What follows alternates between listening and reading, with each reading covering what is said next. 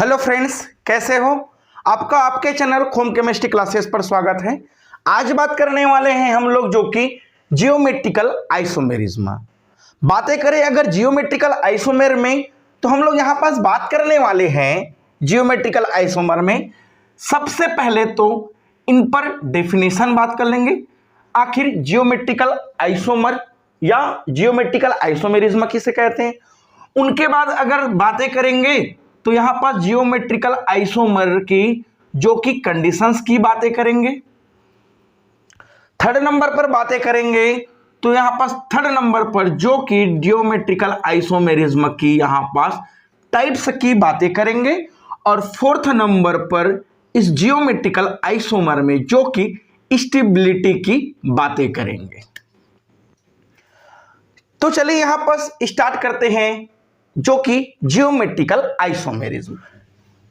तो geometrical isomerism की अगर बातें करें तो जियोमेट्रिकल आइसोमेरिज्म एक तरह से जो कि स्टीरियो आइसोमेरिज्म है, यहां पास पॉइंट टू पॉइंट लिख देते हैं। ऐसा आइसोमेरिज्म जो स्टीरियो आइसोमेरिज्म होता है, यही स्टीरियो आइसोमेरिज्म जो कि जियोमेट्रिकल आइसोमेरिज्म शो करता है। और उसके साथ ही साथ ऐसा कंपाउंड्स जिसके जो कंपाउंड है उसके कार्बन कार्बन के बीच पर डबल बॉन्डेड होना चाहिए। और इस तरह से जो कार्बन कार्बन के बीच में अगर डबल बॉन्ड पाया जाएगा, इसका मतलब यह कंपाउंड जो कि जियोमेट्रिकल आइसोमेरिज्म शो करता है। और जब यही डबल बॉन्ड पा रहे हैं और इस डबल बॉन्ड के जो कार्बन है उस कार्बन पर अगर अलग अलग परमाणु इस तरह से जुड़ा हो, तब उस तरह से जो आइसोमेरिज्म है उसे जो कि जियोमेट्रिकल आइसोमेरिज्म कहा जाएगा। एग्जाम्पल की अगर बातें करेंगे इस पर, एग्जाम्पल इस तरह से अगर कंपाउंड्स की बातें करें, अगर इस कंपाउंड की अगर बातें करें तो यहां पर कार्बन कार्बन के बीच में जो कि एल्किन है, तो जो जियोमेट्रिकल आइसोमेरिज्म है जो कार्बन के बीच में डबल बॉन्डेड हो, और जब डबल बॉन्ड होता है उसे जो कि एल्किन कहा जाता है। और इस तरह से जो एल्किन है उसके जो कार्बन है जो डबल बॉन्ड वाले, उस पर अलग अलग एटम जुड़ा होना चाहिए। अगर एग्जांपल की अगर बातें करें इस तरह से ब्यूटीन या फिर लिख दे 2 ब्यूटीन की बातें करें, और अगर इस 2 ब्यूटीन की बातें करें तो फार्मूला बनता है इस तरह से CH3 CH double bond CH और इस तरह से CH3। अगर इस कंपाउंड के स्ट्रक्चर को अगर तोड़ के लिखे तो इसको इस तरह से भी लिखा जा सकता है। यहां पास जो कि कार्बन है, इस कार्बन में जो कि डबल बॉन्डेड है, एक साइड पर इस तरह से हाइड्रोजन है इस तरह से, और यहां पास एक है CH3। वैसे ही बातें करें तो यहां पास एक हाइड्रोजन जोड़ दे और यहां पास CH3 जोड़ दे। यह तो कंपाउंड एक है, और दूसरा कंपाउंड इसी पर इस तरह से भी तो लिखे जा सकते हैं। कार्बन है यहां पास CH3 और यहां पास हाइड्रोजन, फिर यहां से जो डबल बॉन्डेड है इस डबल बॉन्डेड के कार्बन पर इस साइड भी CH3 है और यहां पास जो कि CH कंपाउंड है।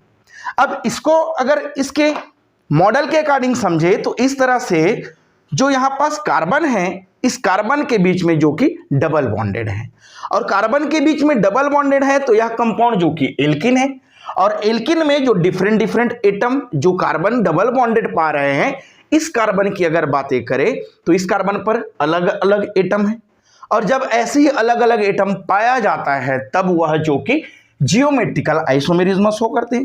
अगर यहां पास बात करें तो इस तरह से जो रेड कलर में दिख रहे हैं, अगर इसे मान ले इस तरह से CH3 ग्रुप मान ले, और यहां पास जो येलो कलर का दिख रहे हैं इसे जो कि हाइड्रोजन मान लेते हैं।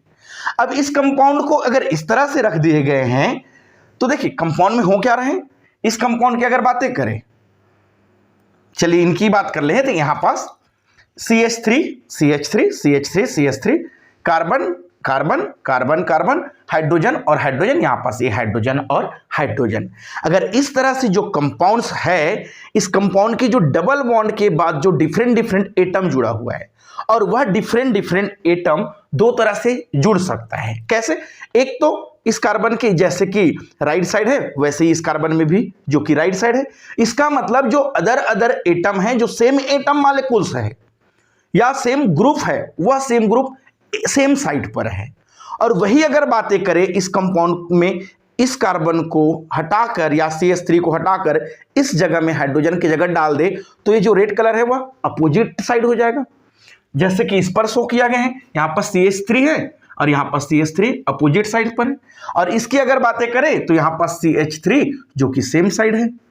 और यही कंपाउंड पर होता है जो कि जियोमेट्रिकल आइसोमेरिज्म पर। और जियोमेट्रिकल आइसोमेरिज्म पर अगर कार्बन के बीच में जो डबल बॉन्ड है, उस डबल बॉन्ड के बाद जो कार्बन पर एटम या मॉलिक्यूल्स है वह सेम साइड हो, तब उसे जो कि सिस कहा जाएगा। क्या बोले यहां पर, सेम साइड हो तब कंपाउंड क्या कहलाएगा भाई, सिस कहलाएगा। और वैसे ही अगर जो एटम है वह अलग अलग साइड हो, अपोजिट साइड हो, तब उसे जो कि ट्रांस आइसोमेरिज्म कहा जाएगा। तो इस तरह से जो जियोमेट्रिकल आइसोमेरिज्म है उसे सिस ट्रांस आइसोमेरिज्म भी कहा जाता है। यह कंपाउंड बताएंगे सिस है कि ट्रांस है। डबल बॉन्ड है, इस डबल बॉन्ड के जो एटम है वह दोनों के दोनों नीचे की ओर है, तो कंपाउंड क्या है, या तो बोल दे दोनों के दोनों एटम जो कि सेम साइड है। और जब सेम साइड होगा तब क्या कहलाएगा भाई यहां पास, सिस आइसोमेरिज्म। तो इस कंपाउंड का नाम हो जाता है यहां पर सिस आइसोमेरिज्म और इनका नाम हो जाता है यहां पर ट्रांस आइसोमेरिज्म। तो डेफिनेशन और यहां पास इसकी कंडीशंस यही चीजें हैं। क्या बोले यहां पास, जियोमेट्रिकल आइसोमेरिज्म क्या होता है, ऐसा आइसोमेरिज्म जो कि स्टीरियो आइसोमेरिज्म होता है।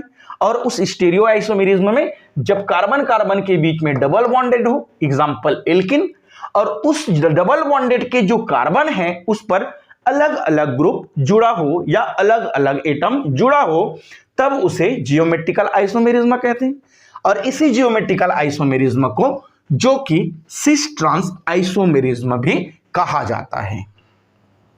रही बात इसकी कंडीशंस की बातें करें तो देखिए, सिस ट्रांस आइसोमेरिज्म या फिर कह दे ऑप्टिकल जियोमेट्रिकल आइसोमेरिज्म की कंडीशंस की बातें करें तो कंडीशंस की अगर बातें करें तो यहां पर एक बात तो और समझ ले कि जो कंपाउंड है इसमें जियोमेट्रिकल आइसोमेरिज्म या सिस ट्रांस आइसोमेरिज्म क्यों देता है। क्या है बोले यहां पास, जियोमेट्रिकल आइसोमेरिज्म आखिर क्यों देता है। देखिए भाई, अगर इस मॉडल को ही समझे तो यहां पास क्या बोले थे, यह एल्किन है और एल्किन के पास डबल बॉन्डेड है। और इसी डबल बॉन्डेड की वजह से अगर इसको रोटेट करे तो क्या ये फ्री रोटेशन दे रहा है, क्या नहीं दे रहा है। फ्री रोटेशन देने के लिए इस बॉन्ड को ब्रेक करना पड़ेगा। सिंगल बॉन्ड होता तो फ्री रोटेशन होता, बट डबल बॉन्ड है तो एक को स्टेबल रख दे और इसको अगर घुमाएं तो क्या घूमेगा, क्या यहां पर देखो बॉन्ड क्या हो रहा है, बेंड हो जा रहा है। इसका मतलब यहां पास फ्री रोटेशन नहीं होता है। क्या बोले, फ्री रोटेशन नहीं होता है। और जब फ्री रोटेशन नहीं होता है इसके वजह से ही ई जो कि जियोमेट्रिकल आइसोमेरिज्म शो करता है।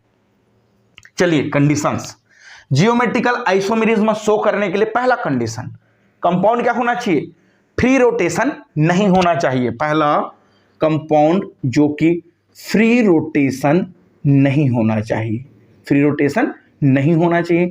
फ्री रोटेशन कब होता है कंपाउंड, जब कंपाउंड में जो एटम है उसके बीच में सिंगल बॉन्ड होता, तब वह फ्री रोटेशन होता। क्योंकि सिंगल बॉन्ड है तो कंपाउंड बिना टूटे जो कि घूम सकता था। जैसे कि यहां पास बात कर ले इसी कंपाउंड में, इनको समझे।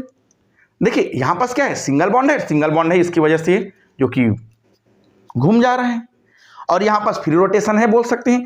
लेकिन अगर कंपाउंड इस तरह से डबल बॉन्डेड हो तो फ्री रोटेशन नहीं हो रहा है, इसका मतलब कंपाउंड में हमें फ्री रोटेशन नहीं चाहिए। दूसरा नंबर की कंडीशंस की अगर बातें करें तो जो भी कंपाउंड पढ़ेंगे इस पर कार्बन कार्बन के बीच पर क्या होना चाहिए भाई, डबल बॉन्डेड होना चाहिए। कार्बन कार्बन के बीच पर डबल बॉन्ड होना चाहिए। ये लो, कार्बन कार्बन के बीच पर डबल बॉन्ड था, एक कार्बन दूसरा कार्बन डबल बॉन्ड हो गए, जिसकी वजह से फ्री रोटेशन नहीं रहा। तीसरा नंबर कंडीशंस की अगर बातें करें तो जो डबल बॉन्डेड से जो कार्बन है उस कार्बन पर अलग अलग परमाणु या फिर अलग अलग जो कि समूह होना चाहिए, परमाणु भी हो जाए या फिर समूह हो, तब इस तरह से तीनों कंडीशन की वजह से जो कंपाउंड है वह जियोमेट्रिकल आइसोमेरिज्म शो करेगा। वही बात करें इनकी टाइप्स की, आखिर जियोमेट्रिकल आइसोमेरिज्म की टाइप्स क्या है, यहां पर लिख दे टाइप्स। तो देखिए जियोमेट्रिकल आइसोमेरिज्म की अगर बातें करें तो यह जो कि दो तरह से आइसोमेरिज्म देते हैं और नाम भी बताया जा चुके हैं यहां पर। एक बोले थे सिस आइसोमेरिज्म और एक होता है जो कि सेकेंड नंबर पर ट्रांस आइसोमेरिज्म। सिस आइसोमेरिज्म क्या बोले कि जो डबल बॉन्ड है उस डबल बॉन्ड से जुड़े हुए कार्बन पर जो परमाणु हैं वह सेम साइड हो, और एटम जब सेम साइड हो या ग्रुप सेम साइड हो तब वो सिस आइसोमेरिज्म कहेगा। और यहां पास वही अगर डबल बॉन्ड पर जुड़ा हुआ परमाणु या जो ग्रुप है वह अपोजिट साइड हो तब वह ट्रांस आइसोमेरिज्म कहलाएगा। इनकी भी अगर बातें करें एग्जाम्पल के थ्रू, एक और एग्जाम्पल ले लें, एग्जाम्पल नंबर 2, ये था एग्जाम्पल नंबर 1। यही बात करें डाइब्रोमो एथिलीन की बातें करें, डाइब्रोमो एथिलीन की अगर बातें करते हैं तो इस तरह से समझें। अगर यहां पास लिख दूं सी, इसके ऐसे बना दे, सी है यहां पास HBr डबल बॉन्ड CH यहां पास Br, एक स्ट्रक्चर बना है। वैसे इस ब्रोमाइड को जो कि दूसरे जगह अगर जोड़ दे तब क्या बनेगा, ये C डबल बॉन्ड C, यहां पास रह गया हाइड्रोजन Br, इसमें हो जाएगा तो यहां पास Br यहां पास जोड़ दे, यहां पास जोड़ दे हाइड्रोजन। तब इस तरह से अगर डाइब्रोमो एथिलीन की अगर बातें करें तो डाइब्रोमो एथिलीन में अगर बात कर रहे हैं तब देखें इस डबल बॉन्ड के बाद जो कार्बन है, जो डबल बॉन्ड के जुड़ा हुआ जो कार्बन है, इस कार्बन में जो एटम जुड़े हैं क्या सेम है कि डिफरेंट है, डिफरेंट है। अब डिफरेंट है तो क्या पाया जाएगा, जियोमेट्रिकल आइसोमेरिज्म पाया जाएगा। अब यहां पर देखें तो यहां पर जो Br है और यहां पर ये जो Br है सेम साइड है कि डिफरेंट टाइप साइड में है, अलग अलग साइड में है, सेम साइड में है। और इस हाइड्रोजन की अगर बातें करें तो ये क्या है, ये भी सेम साइड है। वही अगर बातें करें इस Br की और इस Br की तो क्या है, एक नीचे की ओर है तो एक ऊपर की ओर है। हाइड्रोजन की अगर बातें करें तो एक ऊपर की ओर है एक नीचे की ओर है। कंडीशन क्या रहा यहां पास, अगर सेम साइड है तो इसको क्या बोले, सिस आइसोमेरिज्म, और डिफरेंट साइड हो तो इसको क्या बोले जाएंगे, यहां पास ट्रांस आइसोमेरिज्म। तो इस तरह से सिस और ट्रांस आइसोमेरिज्म की बातें करते हैं। वही बात करें स्टेबिलिटी की, यहां पास लिख देते हैं स्टेबिलिटी। तो यहां पास क्या लगता है कि कंपाउंड में जो एल्किन देख रहे हैं इस एल्किन के सिस या ट्रांस आइसोमेरिज्म कौन है जो ज्यादा स्टेबल है। यहां पास बता दें जो ट्रांस आइसोमेरिज्म है वह ज्यादा स्टेबल है कंपेयर सिस के। क्या है, स्टेबिलिटी ज्यादा है, ट्रांस की स्टेबिलिटी ज्यादा है और सिस की स्टेबिलिटी कम है। इसी एग्जांपल से देखें आखिर सिस के जो स्टेबिलिटी है वह कम क्यों है, या फिर क्वेश्चन कर दिए आखिर ट्रांस आइसोमेरिज्म है एल्किन का, उसमें ट्रांस का स्टेबिलिटी ज्यादा क्यों है।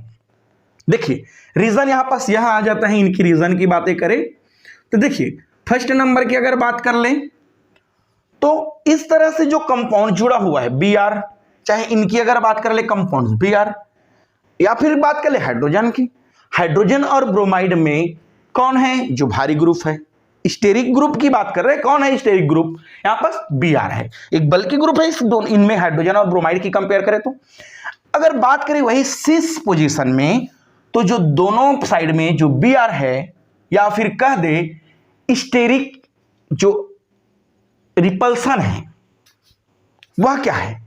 दोनों के दोनों स्टेरिक रिपल्सन सेम साइड है। और भाई जब स्टेरिक रिपल्सन